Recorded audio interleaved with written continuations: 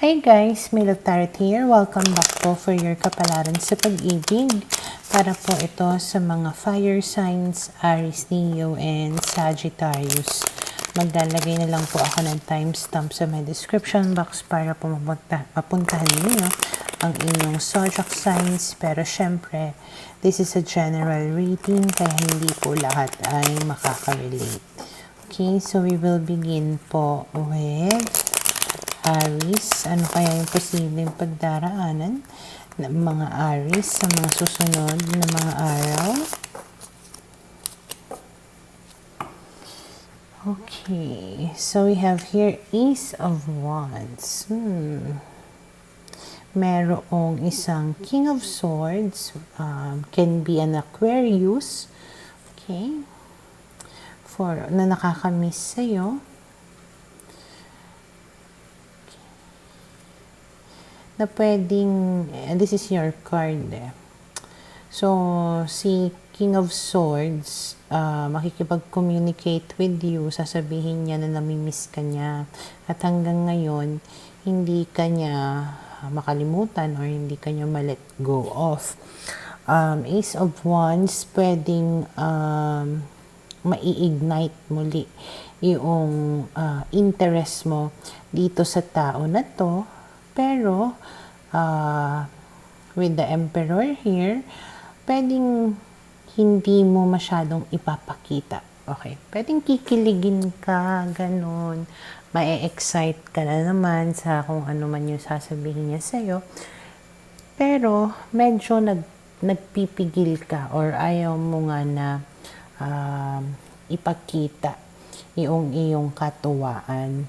And then we have here the High Priestess, which is a wise move in your part. Pwedeng pinapairal mo this time yung utak mo, nagiging wise ka when dealing with this person. And then we have here the King of Cups, which is Scorpio. So pwedeng ganun din yung zodiac sign niya. Sasabihin kasi niya sa'yo na mahal ka pa niya. So, parang pinapaamo ka niyang muli dito, binigay niya muli yung trust mo or, ayun, parang sinusuyo ka niya. Pero ikaw nga, you're trying to be wise about the situation. Okay? And then we have here the Lovers. The Eight of Pentacles. The Five of Wands.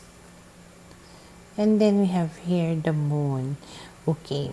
So, before may mga issues kayo, may mga conflicts kayo nitong tao na ito na pwedeng hanggang ngayon hindi pa rin malinaw sa iyo. Okay? So, pwedeng meron pa rin siyang may mga bagay ka pa rin na gustong malaman. May mga bagay siya na inilihim sa iyo na gusto mo na aminin niya or gusto mo na liwanagin niya sa iyo para rin kumbaga maalis yung iyong mga pagdududa. Okay? And pwedeng you will both try to work things out. So, magiging cooperative naman siya about that. Okay? Maybe you will both work on your issues. Maybe susubukan niya na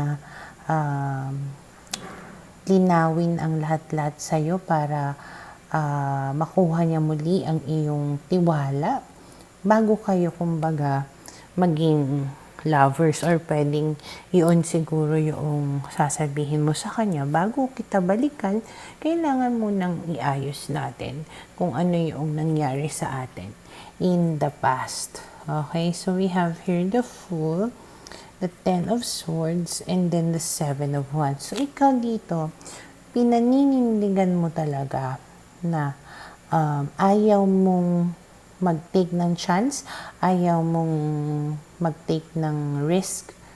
Okay? Parang mas nagiging careful ka this time. Because you don't want to end up again hurting or doing the same things all over again.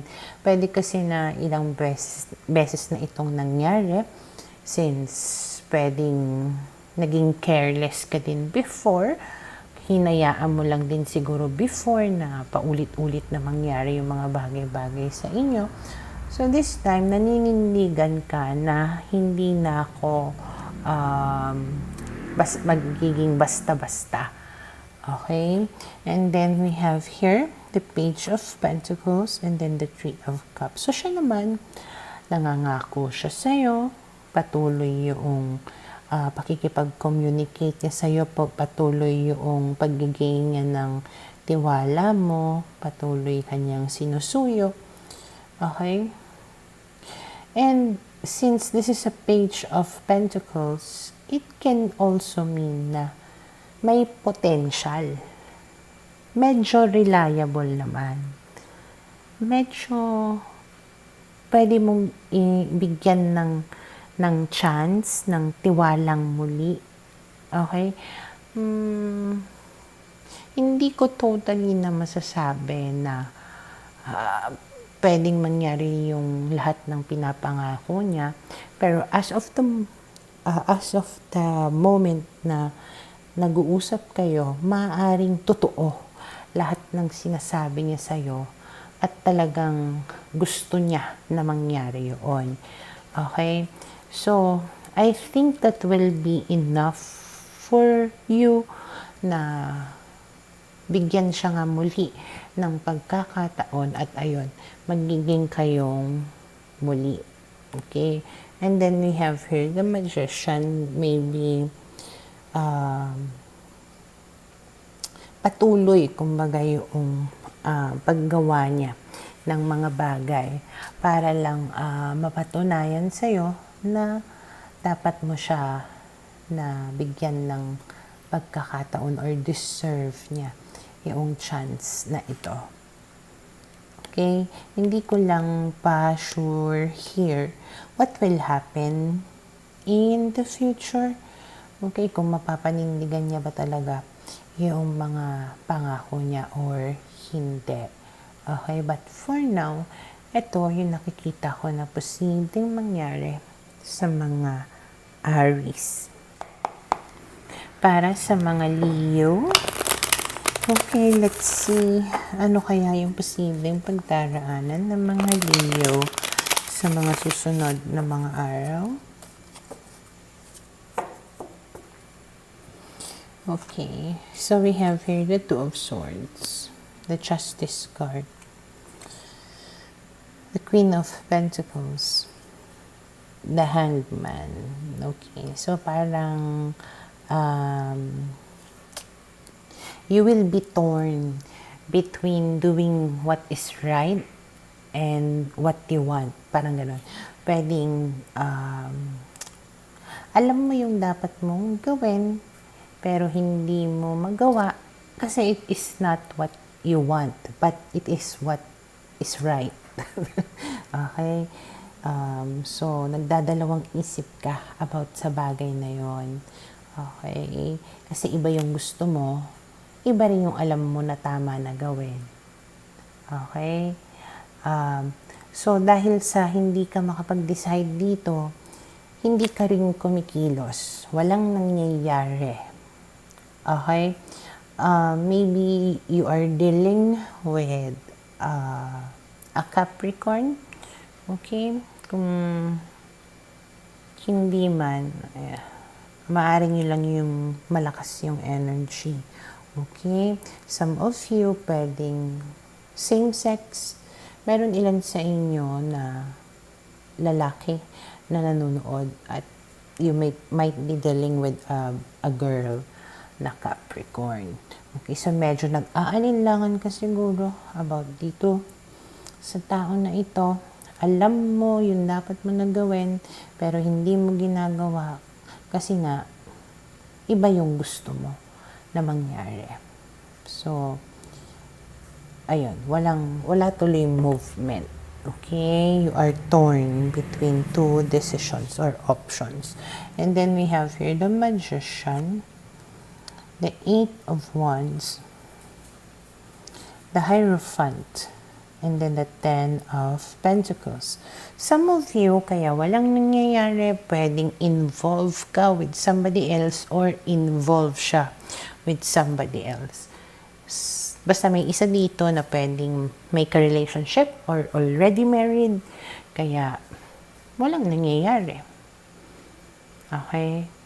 Or kung halimbawa, ikaw yung married, hindi mo alam kung ano yung gagawin mo, kung iiwan mo ba yung husband or wife mo, or hindi. Okay?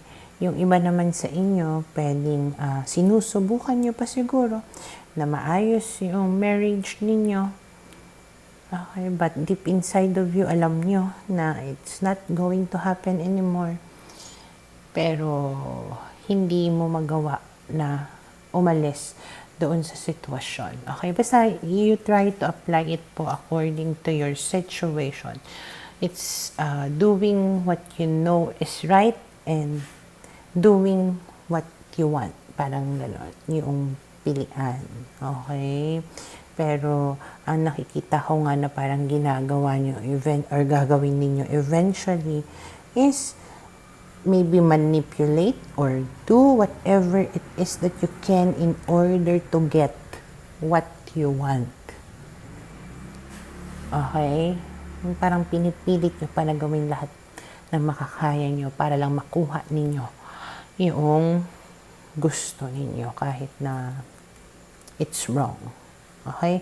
And then we have the Ace of Swords, the Eight of Cups, the Chariot, and the Star. But fortunately, eventually, para ka rin matatauhan, malilinawan din yung isipan mo, and maybe sasabihin mo na sa self mo na, okay, ginawa ko ng lahat. Binigay ko ng lahat. It's time for me to move on and do what is right. Okay? Kumbaga parang, alam mo yun, siguro minsan kailangan lang talaga nating masaktan ng sobra-sobra or paulit-ulit hanggang ma-reach natin yung limit natin, and then dun natin masasabi sa self natin na ayaw na natin. Tama na. Natauhan na ako. I need to move on. Parang kumbaga, we all need a turning point in our lives in order to do what was right all along. Okay? And that will happen. Okay? Kumbaga, wag kang mawalan ng pag-asa. Okay? Makakausad ka rin.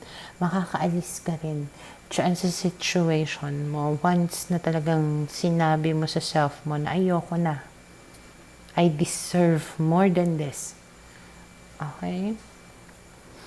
Then we have here the Judgment card, the Two of Cups, and then the Seven of Cups. So, magkakaroon ka dito ng realization na may iba pa pala akong option. May iba pa akong magagawa sa buhay ko. Hindi lang iikot ang mundo ko sa kanya. Hindi ko pwedeng itigil ang pag-ikot ng mundo ko dahil sa kanya. Parang gano'n, okay? Meron pa akong ibang pwedeng pagtuunan ng pansin, or meron pa akong ibang makikilala, may iba pang darating sa buhay ko. Okay? And then we have the Nine of Swords, and then the Nine of Wands. So, parang ka na dito, na-mention ko na to, you already reached your limit. Kasi 9 na yan yung, kumbaga andun ka na sa end, which is the 10. Okay? So, yung napagod ka na, gumive up ka na, sumuko ka na. Okay? And then we have here the Knight of Swords. And this is you, probably, which is running away or finally moving on or taking actions in your life to finally get siguro what you really deserve. Okay? So, you expect siguro in the next couple of days na meron na namang event na mangyayari na pwedeng yun na yung magiging turning point mo. Okay? Kaya, you need to brace yourself for that and be ready, kumbaga, to grab your stuff, grab yourself, and move on. Okay? So, yun yung nakikita ko na posibleng mangyari sa mga Leo. Para sa mga Sagittarius, okay, tingnan natin kung ano kaya yung posibleng pagdaraanan ng mga Sagittarius sa mga susunod na mga araw. Okay, so we have here the Seven of Cups, the Queen of Wands, the Empress, the Strength card. Parang meron ka ditong option. Okay, parang meron kang pinagpipilian dito. It can be an Aries or Earth sign, Taurus, Virgo, Capricorn. Okay, parang napapaamo or napapalapit ka sa dalawang tao na to at siguro hindi ka makapili sa kanilang dalawa. Okay? And then we have here the Moon, which is you are confused. Sino yung pipiliin ko? Sino sa kanila? And then we have here the King of Pentacles. Pero nakikita ko dito yung mas nananalo, kumbaga, yung kung sino yung mas nakakapag-provide sa'yo. Kumbaga, parang kung may standards, kumbaga, nananalo yung may kaya or yung financially able, matured, ganon, yung kaya niyang ibigay sa'yo yung mga gusto mo, pangangailangan mo, kaya niyang seryosohin ka talaga, mag-commit sa'yo. Pero, hindi mo maalis sa isipan mo yung isa. Kasi yung isa, masaya, okay, flirt, pwedeng ganon, or it gives you a certain excitement in your life at parang mas nai-in-love ka doon. Pero, kung i-compare mo kasi silang dalawa, mas maano yung isa, itong seryoso. Okay? Kumbaga, no match itong kung saan ka na in love, nagkakagusto. Pero kasi nga, alam mo na, daig ng malandi ang maganda, sabi nga nila. So, mas nakukuha niya, kumbaga, yung attention mo. So, kahit na sabihin natin mas mayaman to, kahit na sabihin natin mas gwapo to, mas maganda, or mas mabait, ganun, nananalo yung isa kasi nga nakukuha niya yung kiliti mo. Okay? And then we have here the Six of Wands, the Ten of Cups, the Three of Pentacles, and then the Nine of Wands. Pero in fairness sa iyo, I think makakapag-isip ka din ng maigi. Okay? Kasi ang iisipin mo, kumbaga, is kung saan yung alam mo na mas magiging masaya ka, alam mo na maibibigay niya sa'yo yung happy family or happy relationship. Okay? And then, pwedeng siguro iiwasan mo yung nagpapakilig lang sa'yo. And I can see you trying to really work it out with the one na seryoso. Okay? And then we have here the Knight of Cups, the Eight of Swords, and then the Queen of Swords. Pero patuloy kang hinahabol nung isa. Parang nahihirapan ka rin dito somehow na iwasan siya.